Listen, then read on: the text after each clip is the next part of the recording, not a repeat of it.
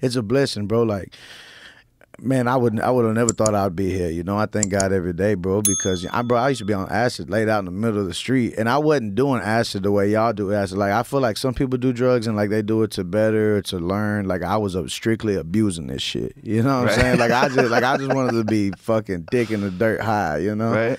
And it's just beautiful, bro. You know, I tell people all the time, y'all don't even, like, y'all, God's gonna have an amazing talk with y'all, cause like, y'all don't even understand. Y'all saved somebody's life and you don't even know it because it's just pure enjoyment to you. But, bro, like, God watches that, man. And I promise all my fans, God going to have a good talk with them because they spoil me. You know what I'm saying? They make me feel good, bro. I love my fans, dog. Like, they pay attention to the smallest shit ever. You know, I was in California. I did a show in L.A., and this girl brought a shirt, and she had a mural of my mama's headstone on it. Oh, It said, you know, when she passed, her birthday, her name, my little brother's name. And I was like, damn, like, that shit's just cool, bro. You know, because my mother gave me my first rap name, V-Man. And I've been rapping since I was 4 years old, you know what I'm saying? So, like, it's just cool. Like, my mama was a gangster. I was talking to Fat Boy a few days ago in Bay City, and Fat Boy, you know, he's like, oh, my God, Virgil, I love you. So me and Sophie, we was best friends. And, he was like, yo, mama taught me how to cook hard, you know, like just going on and on. Like mama was walking around Bay City like, where my money at, you know, like, with just savage, with just short, like she was a little pocket rocket, short with so much power, you know. And she was beautiful, man. Everybody loved her.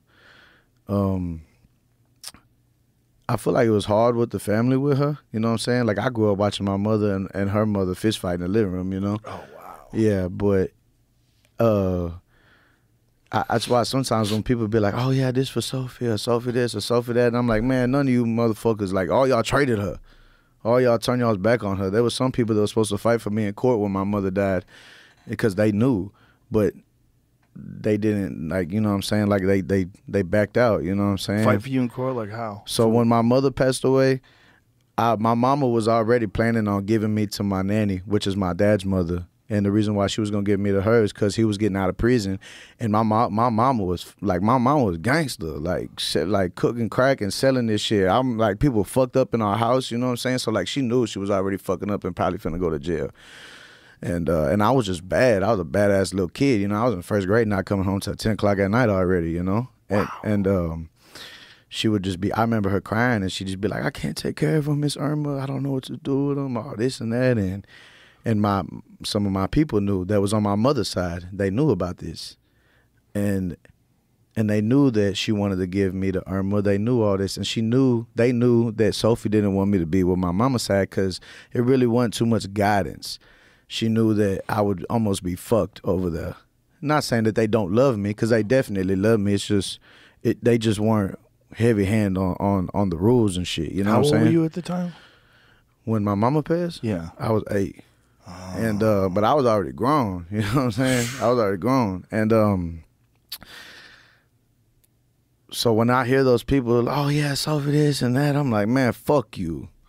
You know what I'm saying? Because y'all left my mama out there dry. For real. Like, everybody in my family left my mama dry like that. Like, my mama, she was close with Sabrina, my tia Sabrina. I know that for sure, but that's because we all lived together. You know what I'm saying? I know my tia Sabrina and my cousin Homer too. My cousin Homer was close with my mama. I never seen my mother respect any other woman except for my nanny and maybe my stepmama. My mama used to take me to my stepmama. We would meet halfway, and my stepmama would take me to go see my dad in prison. And I used to be rapping through him through a glass on the phone. Really? Yeah. Wow. I used to be rapping the radio, and he'd be like, fuck that radio. I want to hear what you got to say.